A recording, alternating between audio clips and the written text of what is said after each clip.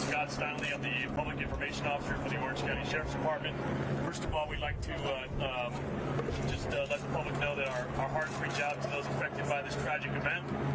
For today's press conference, the following speakers will be in this following order. First is Jeff Halleck, Undersheriff, Orange County Sheriff's Department. Brian Bennessy, Fire Chief, Orange County Fire Authority. Christy Johnson, Assistant Director in Charge, FBI Los Angeles. Stephen Galloway, Assistant Special Agent in Charge, ATF, Los Angeles. Lisa Bartlett, Orange County Board of Supervisors, 5th District. And Carol Moore, Laguna Woods Mayor. We will take questions at the conclusion of this press conference.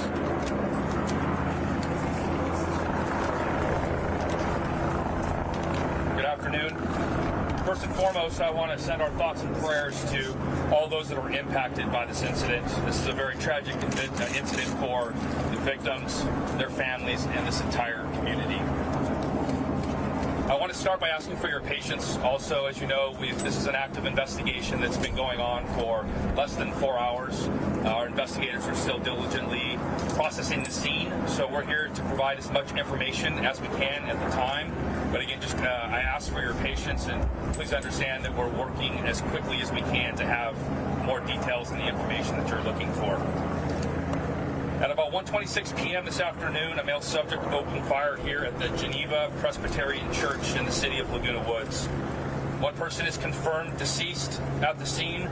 4 others are critical, and 1 other victim sustained minor injuries. The injured victims were taken to local hospitals.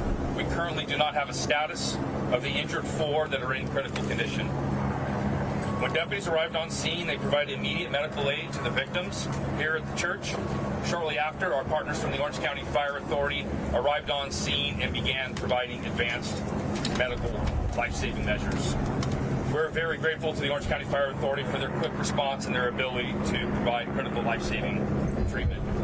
The incident happened at a lunch banquet following the morning service. And again, to remind you, this is all very preliminary information.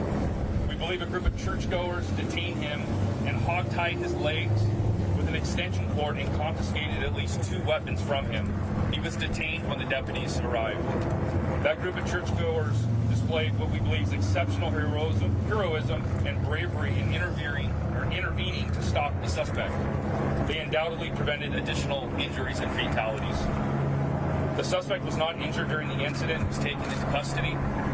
He's believed to be an Asian male adult in his 60s. We don't believe he lives in this area. Investigators are working to determine his city of residence and whether he has any connection to this church or to the congregation.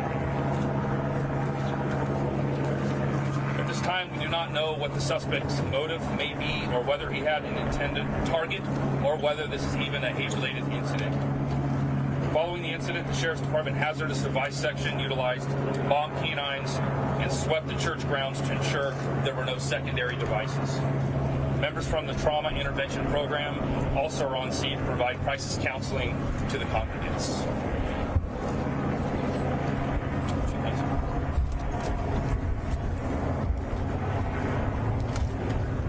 Multiple OCFA resources responded as part of a potential MCI, a mass casualty incident, as part of the active shooter response. Resources included multiple firefighter paramedic units, our specialized mass casualty unit, private ground ambulances, and a helicopter air ambulance. An MCI was declared and our firefighter paramedics quickly triaged, treated, and transported 5 patients. As the undersheriff said, 4 critical and 1 minor status, and 1 victim was pronounced deceased at the scene.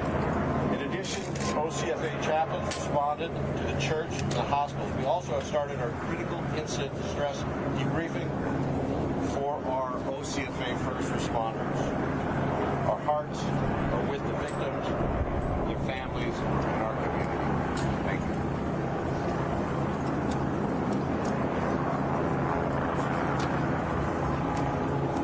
Thank you, Undersheriff Halleck and Chief Bennessy.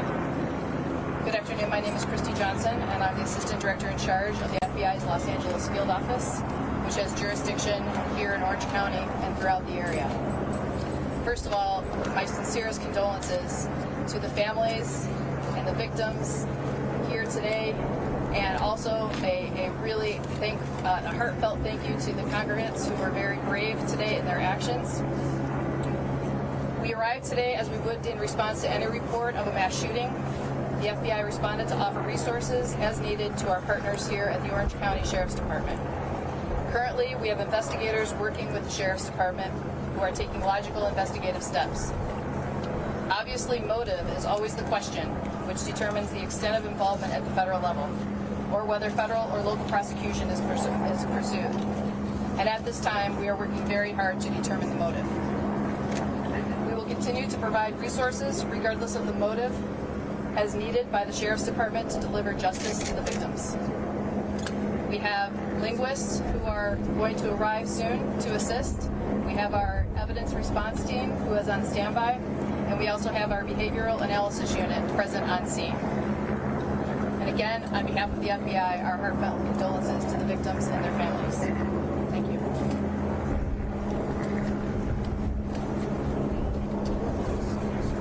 Good afternoon. On behalf of the men and women of ATF, I want to send my sincere condolences to the victims, the families, and the community that's been affected by this tragedy. Upon receiving reports of the shooting, agents from our Santa Ana field office responded to the scene immediately to provide assistance to the Orange County Sheriff's Department. Since the scene has been secured, our agents have initiated an emergency trace on the recovered firearms. Those traces are currently in progress and will be thoroughly investigated once they're complete. ATF will continue to work in close tandem with our law enforcement partners until this investigation is completed. Nothing further at this time. Thank you. Good afternoon. Orange County Supervisor Lisa Bartlett, 5th District. Today is a very dark day for the people of Laguna Woods and Orange County, and our thoughts and prayers are those with all those affected by this senseless tragedy. Just a day after the tragic and hate-filled actions that led to the senseless deaths of Americans, the Tops Friendly Markets in Buffalo, New York, we too are now dealing with people shot in their place of worship here in Laguna Woods. I'd like to thank Sheriff Don Barnes and the heroic actions of our Orange County Sheriff's Department and deputies who were able to bring the perpetrators swiftly and securely on the site. I'd also like to thank Chief Hennessy of the Orange County Fire Authority for attending to the victims of this senseless tragedy. To the church congregants impacted by the violence that took place here today, we are here for you and we will seek justice for you. To the perpetrator of such heinous acts, our county will work to ensure justice for the victims. As 5th District Supervisor, I am making sure that our county's mental health counselors are available for the victims and their families of today's shooting. I want to thank the Orange County Healthcare Agency Department for being so quick to respond to the needs of our citizens. And to the citizens of Orange County, please know that we will continue to have my unwavering support to ensure the safety and security of all of the residents here in Orange County. Thank you.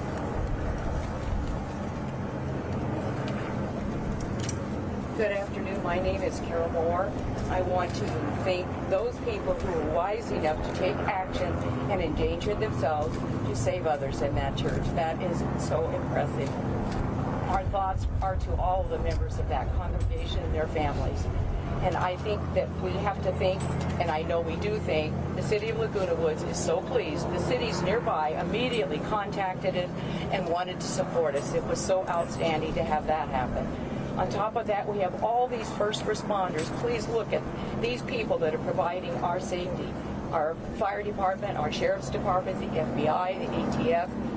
We're so thankful. Thank you for taking the time to cover this properly. All right, this time we'll take any questions you may have. So how many arms were recovered? I'm sorry? How many arms were recovered? 2 firearms were recovered at the scene. What kind of firearms were they? Were they handguns, rifles? 2 handguns.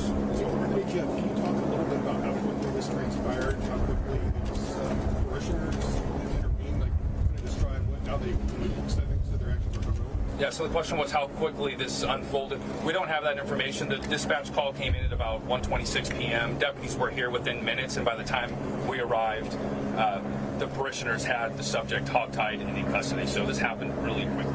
Jeff, do you know if anyone was injured in the process of doing that? Was he able to get any more shots off? Anything else you can do? That's still part of the active investigation. And like I said earlier, we have 5 that were injured, 4 critically. Obviously, we're saddened to say that one is deceased, but we're still working through kind of the details and how it unfolded. Is it known whether the guns were legally purchased? We don't have that information. That will be part of the investigation. Did any congregants recognize the assailant? That's still part of the investigation. There were a number of witnesses inside, about 30 to 40 that investigators are interviewing now. And so until we get through all of those interviews and that information, we won't really have a good idea if he was known to the company. Do we know if there was any specific language spoken or said anything that connected him to them? Not at this time. That's stuff that they're still working on. Can you speak to, you said he had 2 weapons. Did he have any more ammunition with him? And can you speak to how important it was that these folks actually took a stand and tried to stop him?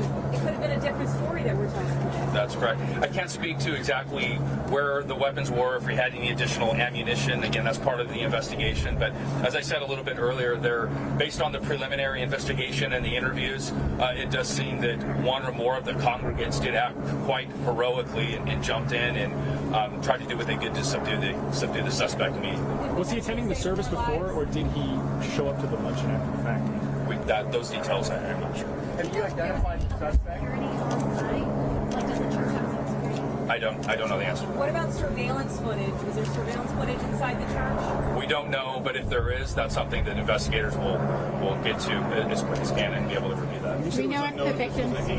Is there a reason that is there any consideration? Is that what the FBI is involved? Absolutely, and that's what that all goes to the motive, and that's those things we're working through. So we won't have answers to that. Is there any difference in the race between the shooter and the victims or religions that you know? Again, we're still working through all of that. Can we ask LA Times has him as a 68-year-old man. Is that correct? He's 68 years old and returned from Las Vegas. We're not identifying him. All we'll say is it's a male. But no information on age or date of birth. It's a male. Do we know if the victims were, if the victims are among those who tried to detain him? In other words, do we know if some of the victims were? There was 30 to 40 people in there. Obviously, we had the 5 people that were injured and the one that was deceased. Again, whether they were the ones that were actually trying to detain him, I can't answer that. There's a lot of interviews. We're still only 3.5, 4 hours into this active investigation. It just takes time to work through it. So again, I just ask for your patience with some of the details. Can I ask you a question on the ATF? You had mentioned the phrase emergency tracing on the firearms. What is that and what does that give you? So our National Tracing Center, which is located in West Virginia, we send the information on the serial numbers that goes to the tracing center and provides us with results. What I mean by emergency trace, it's a emergency situation, right? It's not a routine trace. So we'll get that information back hopefully within the hour, and then our agents will start tracking down the federal firearms licensee who sold that firearm and hopefully trace it back to the original purchaser. Do you need ballistics and the serial number? No, specifically the serial number off the firearm. Do these guns have serial numbers? So they're not ghost guns? Commercially, the information I have is commercially made firearms with serial numbers. Can you give an age range for the victims? I wouldn't have that. Sorry. Can you tell us if both firearms were fired?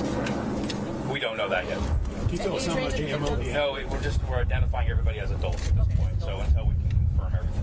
And whoever the linguists, are they, is that for the assailant? Is that for victims or congregation members? That's Who are the linguists? for both. For both. For both. Can you tell us if any leaders of the church were injured? I cannot. I don't know. The people that were injured, I don't know what their responsibilities were here. Do we know how many shots were fired? I do not. Again, still working through all those things. No children were inside the church when this happened. I'm sorry? No children were inside when this happened. That I'm not sure if there were. I'm not aware of any children that were here. Do you know roughly how many? This was a Taiwanese congregation honoring one of their holy pastors. I cannot. I know it was some type of banquet after the service, but as far as exactly what the banquet was for, who they were honoring, I don't have that information. Can you characterize his demeanor once your deputies took custody of him? I have not spoken to the deputies, so I know he was in custody and he was hogtied and immediately taken and detained by the deputies. Was he part of the banquet, or did he just come in or swarm in kind of thing? We don't know that. You know, how much ammo he had left, and these folks hadn't intervened so early. I mean, how much worse it's going to get based on what he had on him? I don't know what he may have had or if he had any additional ammunition, but I think it's safe to say that had people not intervened, it could have been much worse. There was 30 to 40 people inside the church. Do you happen to know if the subject walked into the church, or did he drive here? Is there a vehicle involved? That's part of the investigation that we're working through. Jeff, So, why would they start searching for bombs? Have there been threats, or is that just just based on the activity and how the shooting occurred, we just want to make sure that it's safe for everybody. So. Is he going to be in federal court or state court? Well, we're still in the investigative phase, and so we'll review the case and decide based on motive and the information that we get whether we present it to prosecute it state or federal. The biggest question: has there been any recent threats to the church or any? Not that I'm aware of. But again, remember, we're only 4 hours into this. There's a lot of people to interview. It's a very detailed and diligent investigation. So we will put out more information this evening, whether it's through social media or a written press release, and you can anticipate another press conference probably early tomorrow morning. Was the assailant a non-native English speaker?